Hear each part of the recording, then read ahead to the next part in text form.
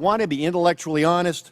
The issues raised here have more to do with commerce than they do with the Second Amendment.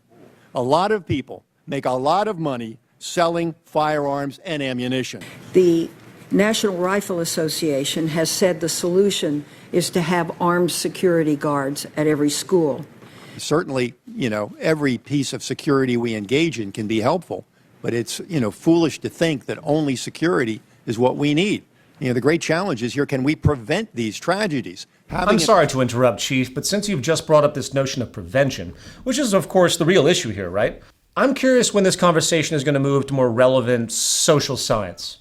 I see we have, for example, the NRA here. Hi. Yet we don't have anyone from the pharmaceutical industry. Isn't it true that most of the mass shootings that have commenced have been done by people who are under the influence of psychologically mood-altering medications? Or better yet, where's the drug czar of this country?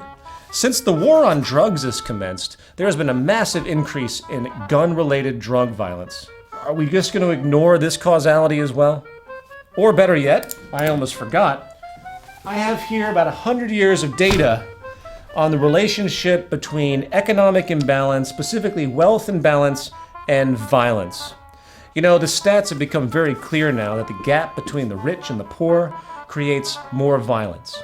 The more gap, the more violence. And crime on the whole. Which might explain, by the way, why the United States, with the largest income gap in the world, also has the most violence and worst public health of any first world nation. Is this not worth a congressional discussion?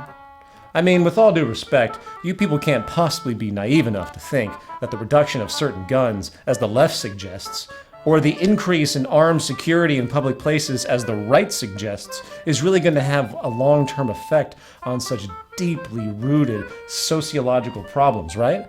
A problem clearly rooted in structured dehumanization and economic deprivation. It's inherent to our social system. Is it not of some viable consideration to address this issue? No? Really?